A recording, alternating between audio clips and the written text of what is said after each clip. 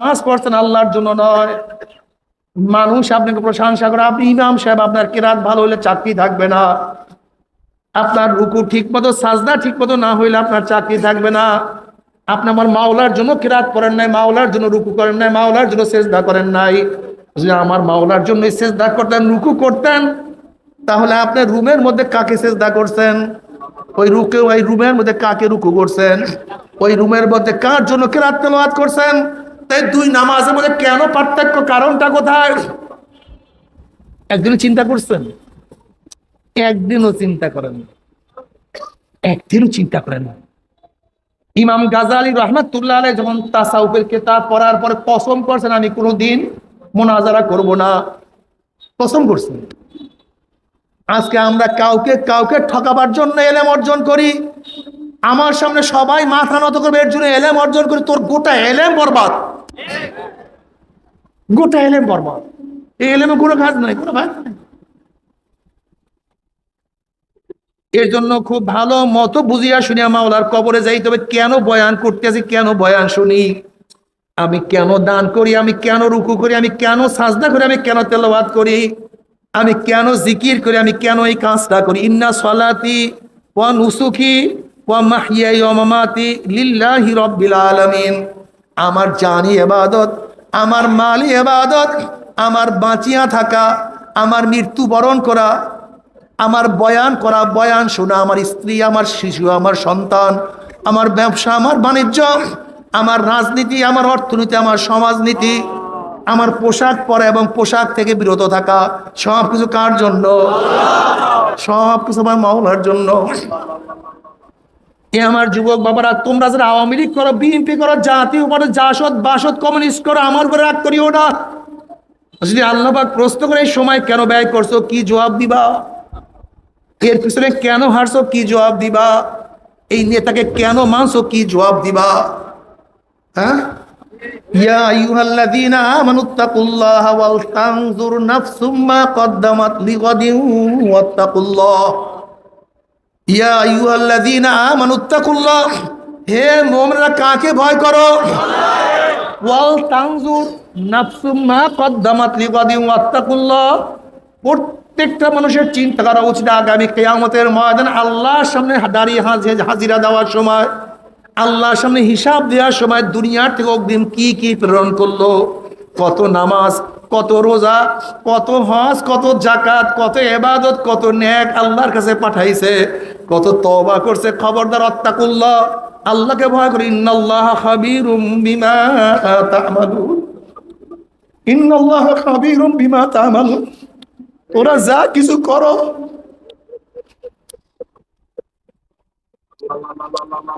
নিশ্চয়ই তোরা যা কিছু করো কে জানে? তোরা অন্ধকারের মধ্যে যা করো আমার মাওলা জানে, তোরা আলোর মধ্যে যা করো আমার মাওলা জানে, তোরা জঙ্গলের মধ্যে যা করো আমার মাওলা জানে। আল্লাহকে মাফ করিয়ে দাও।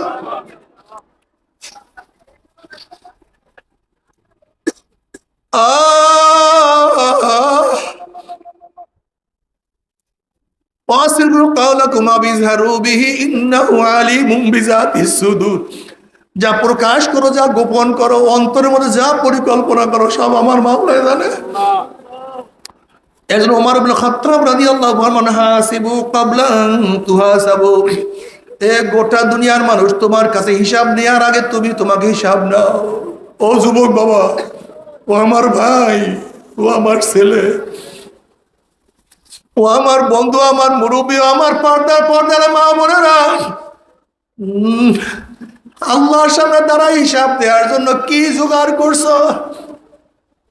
হাসিবু ক্বাবলা আন তুহাসাবু, তোমার কাছে তুমি তোমাকে হিসাব নাও। চোখের কাছে প্রশ্ন করো, চক্ষু তুই কি নেকের দিকে বেশি তাকাইছো না গুনার দিকে বেশি তাকাইছো?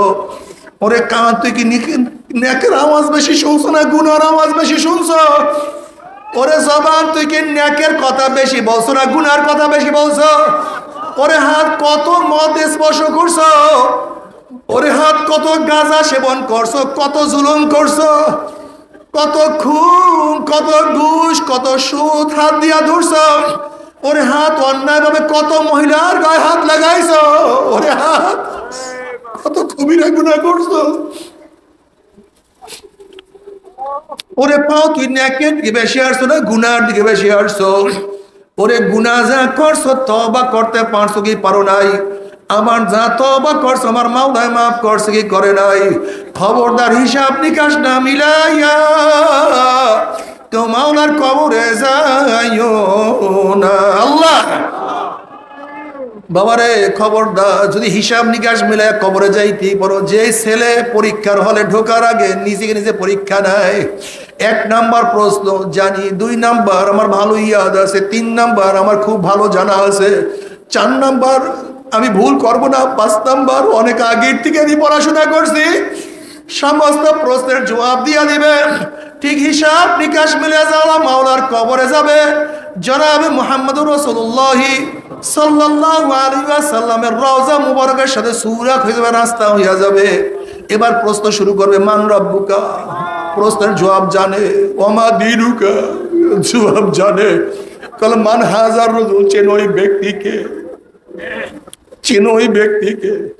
যুবক দেখবে নবীর মাথার সাথে তার মাথার মিল, নবীর চেহারার সাথে তার চেহারার মিল, নবীর পোশাকের সাথে তার পোশাকের মিল, নবীর আদর্শের সাথে নীতির সাথে তার নীতি আদর্শের মিল, নবীর সাথে ওর দলের মিল, নবীর সাথে ওর নেতার মিল।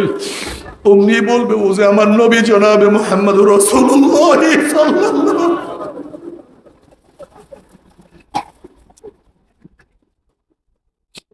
অমনি আমার মাওলা বাবা সদাকা দি, আমার বন্দা সত্য কথা বলছে, ও 100 মার্কস পেয়ে গেছে। আফরুশুল ফরাশ মিনাল জান্নাহ ওয়াল বিসু মিনাল জান্নাহ, আমার বন্দা বান্দির গায়ের মধ্যে জান্নাতের পোশাক লাগাইয়া দে, জান্নাতের বিছানা বিছাইয়া দে, জান্নাতের নিয়ামতের গোটা কবরটাকে ভরিয়ে দে, আল্লাহ কবুল করিয়া নাও। কিন্তু বেনামাজি বাবার আমার উপর রাগ করিও না, ও হারাম করে ডলেরা, যারা নবীকে মানো না, নবীর কথা পছন্দ করো না, ইসলাম ভালো লাগে না, যখনই বলবেন মান রব্বুকা, নাফরমান বলবে লা আদরি, ওমা দীনুকা, নাফরমান বলবে লা আদরি। মান হাজার রাজুল, চেনো এই ব্যক্তিকে। নাফরমান দেখবেন নবীর মাথার সাথে নাফরমানের মাথার মিল নাই, নবীর চেহারার সাথে নাফরমানের চেহারার কোনো মিল নাই, পোশাকের সাথে মিল নাই, নীতি আদর্শের সাথে কোনো মিল নাই, নবীর দলের সাথে ওর দলের কোনো মিল নাই, নবীর সাথে ওর নেতার কোনো মিল নাই।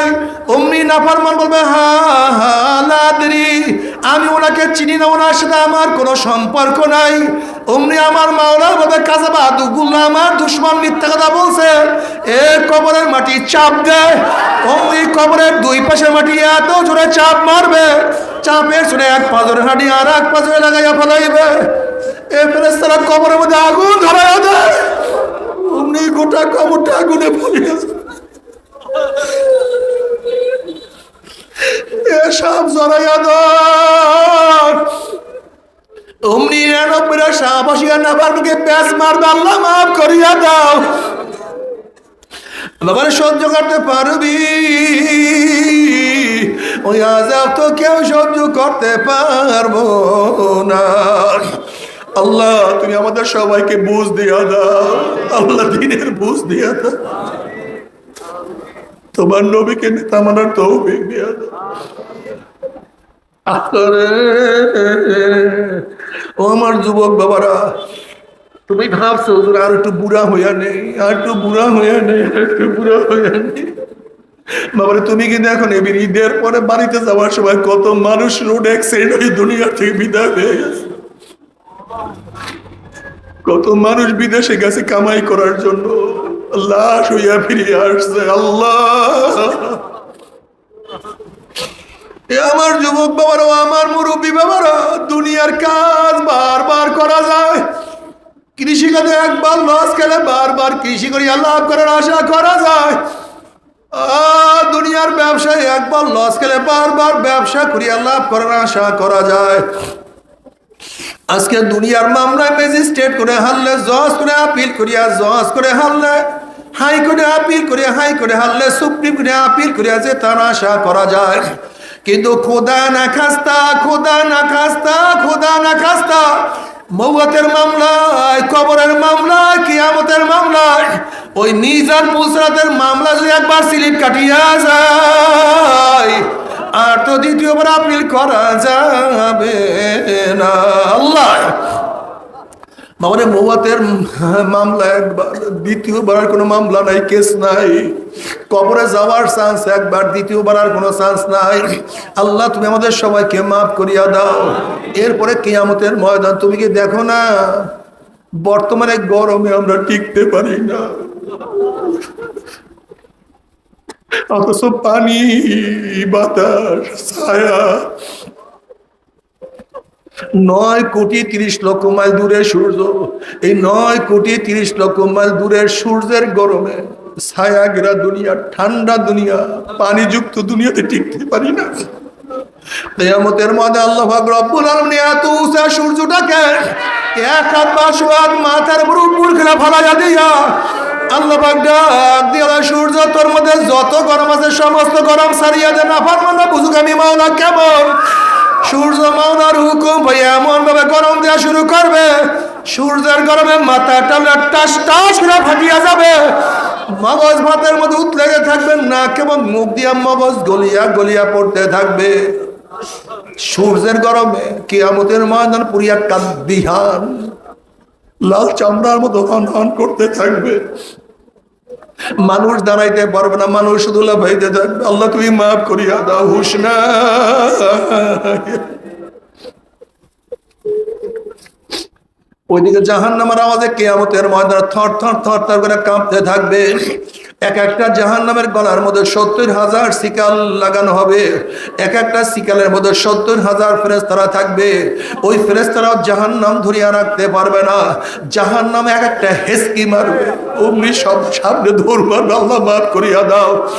এই অবস্থা দেখো, ইয়াকুল ইব্রাহিম খলিলুল্লাহ নাফসি নাফসি, মুসা কালিমুল্লাহ নাফসি নাফসি, ঈসা রুহুল্লাহ নাফসি নাফসি, আদম সবিহুল্লাহ নাফসি নাফসি। ভুলিয়া যাবে সমস্ত নবীরা, তার উম্মতের কথা ভুলিয়া যাবে।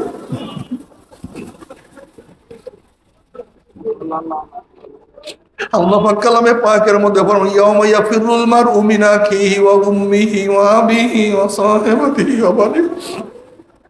যেই দিন আপন ভাই ভাই পরিচয় দেবে না, মা ছেলেকে সাহায্য করবে না, ছেলে মাকে সাহায্য করবে না, বাবা ছেলেকে উপকার করবে না, ছেলে বাবাকে উপকার করবে না, সবাই নিজেকে নিয়ে ব্যস্ত হয়ে যাবে।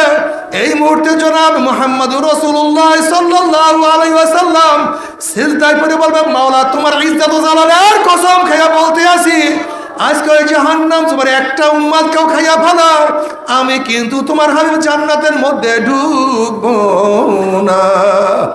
ও কপাল পোড়ার দলেরা, সেই আল্লাহর হাবিব কঠিন মুহূর্তেও তোমাকে আমাকে ভুলবে না, সেই আল্লাহর হাবিবের দাড়ির মধ্যে কেমনে পোষ লাগাও, একটু কি কলিজায় ব্যথা লাগে না? সেই আল্লাহর হাবিবের সুন্নাত কিভাবে ছাড়িয়া দাও, একটু কি মনেও কষ্ট লাগে না? সেই হাবিবে, সেই নবী নীতি এবং আদর্শ কেন পছন্দ করো না? সেই নবীকে কেন নেতা মানতে পারো না? বাবারে, আমার নবীর সে কেউ ভালো নাই, সর্বশ্রেষ্ঠ আল্লাহর পরেই তিনি। যদি সুন্নাত অনুযায়ী চলতে পারো, নবী আলাইহিস সালাতু ওয়াস সালাম ফরমান, মান আহাব্বা সুন্নতি ফাকাদ আহাব্বানি ওয়া মান আহাব্বানি কানা মাই ফিল জান্নাত। আল্লাহ তুমি কবুল করিও না, তোমার নবীর সাথে হাসর নাসর করিও।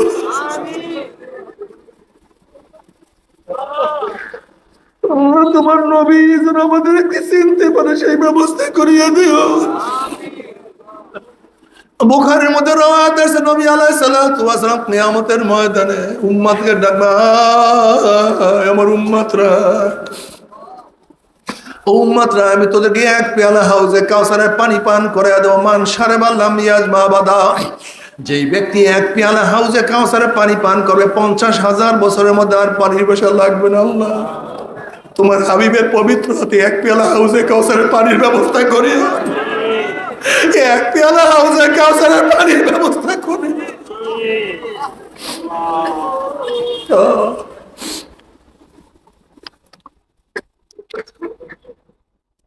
জনাবে মুহাম্মদুর রাসূলুল্লাহ সাল্লাল্লাহু আলাইহি ওয়াসাল্লাম এই অবস্থায় সিজদায় পড়ে, মাওলা তোমার ইজ্জত ও জালালের কসম খেয়ে বলতে আছি, আজকে ওই জাহান্নাম তোমার একটা উম্মত কেউ খাইয়া বলে আমি কিন্তু তোমার হাবিব জান্নাতের মধ্যে ঢুকবো না, আল্লাহর হাবিবের আল্লাহর নবী আলাইহিস সালাতু ওয়াস সালাম দোয়া কবুল করে আল্লাহ পাক বলবে যাও জিবরাইল আমার হাবিবের কাছে এই পানিটুকু নিয়ে দিয়ে আসো। নবী আলাইহিস সালাতু ওয়াস সালাম যখন ওই পানি জাহান্নামের গায়ে ছিটা মারবে, জাহান্নাম ক্যাত ক্যাত করে পিছনে চলিয়া যাবে। আল্লাহর হাবিব বলবেন মাওলারে যে জাহান্নামকে লক্ষ লক্ষ ফেরেশতারা ধরিয়া রাখতে পারে না, এ আবার কোন কুদরতি পানি, কোন আশ্চর্য পানি, যেই পানি মারার সাথে সাথে জাহান্নাম পিছনে সরিয়া গেল। আল্লাহ পাক ডাক দিয়ে হাবিব গো এই পানি কোন আশ্চর্য পানি না, কোন কুদরতি পানি না, এই পানি হলো তোমার গুনাহগার উম্মতের চোখের পানি। আল্লাহ, এর জন্য নবী আলাইহিস সালাতু ওয়াস সালাম আল্লাহর কাছে দোয়া করে আল্লাহুম্মা রযুকনি আইনাইনা তাবকিয়ান মিন খাশিয়াতিকা ক্বাবলা আন ইয়াকুনা দামু দামান। মাওলা হে তুমি আমাকে এমন দুইটা চক্ষু দান করো যেই চক্ষু তোমার বয়স সব সময় কাঁদতে থাকবে, সব সময় তোমার ভয়ে কাঁদতে থাকবে। ওই দিন কান্নার আগে যেই দিন চোখের পানি শেষ হয়ে রক্ত বাহির হওয়া শুরু হয়ে যাবে, কিয়ামতের ময়দানে নাফরমানদের চোখের পানি শেষ হওয়ার পরে রক্ত বাহির হওয়া শুরু হবে। পানি এবং রক্ত পড়তে পড়তে গালের গোশত চামড়া পচিয়া পচিয়া পড়িয়া যাবে, কোনো লাভ নাই। আজকে দুনিয়ার মধ্যে এক ফোঁটা চোখের পানিও তোমার জন্য আমার জন্য জাহান্নাম হারাম হয়ে যাইতে পারে। আর কিয়ামতের ময়দানে নাফরমানরা লক্ষ লক্ষ লক্ষ লক্ষ টন পানি চোখের দিকে ফালাইবে, আর কোনো লাভ নাই, আর কোনো ফায়দা নাই। আল্লাহ, এরপর আল্লাহ পাক কাউকে জান্নাত কাউকে জাহান্নামের ফয়সালা দিয়ে দেবে। আল্লাহ তুমি জান্নাতের ফয়সালা করিয়ে দিও।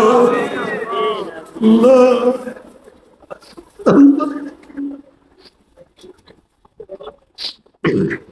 নবী আলাইহিস সালাতু ওয়াস সালাম ফরমানে আমার উম্মতেরা যখন জান্নাতের বয়ান শোনো দুই ফোঁটা চোখের পানি ফালাইয়া দিয়া ওই জান্নাতের জন্য মাওলার কাছে দোয়া করো, আল্লাহ জান্নাত দিয়া দাও। আবার যখন জাহান্নামের বয়ান শোনো দুই ফোঁটা চোখের পানি ফালাইয়া দিয়া মাওলাকে বলো মাওলা রে ওই জাহান্নাম আমাদেরকে নিও না। যখন নাফরমান বদমাশ বেঈমানদেরকে ধাক্কা দিয়া জাহান্নামের মধ্যে ফালাইয়া দিবে, 70 বছর পর্যন্ত জাহান্নামের নিচে যাইতেই থাকবে, যাইতেই থাকবে, যাইতেই থাকবে, শুধু আগুন আর আগুন। আল্লাহ মাফ করিয়া দাও। জাহান্নামের পানি পানি করে চিল্লাতে থাকবে হালাতা কাহাদিসুল গাশিয়া উজুহু ইয়াউমাইযিন খাশিয়া মিলাতুন নাসিবাত তাসলা নারান হামিয়া। যখন জাহান্নামের পানি পানি করে চিল্লাতে থাকবে চলন্ত আগুনের নহরের মধ্য থেকে ডাইরেক্ট বালতি করে আগুন খাওয়াইয়া দেওয়া হবে। বাবা সহ্য করতে পারবি? ওই আযাব তো কেউ সহ্য করতে পারবো না। তবে মুমিন মুসলমান বলতে সবাইরই মনে চায় গুনার থেকে ফিরিয়া না কামল করিয়া মাওলার জান্নাতে কিন্তু সবাইরই যাইতে মনে চায়।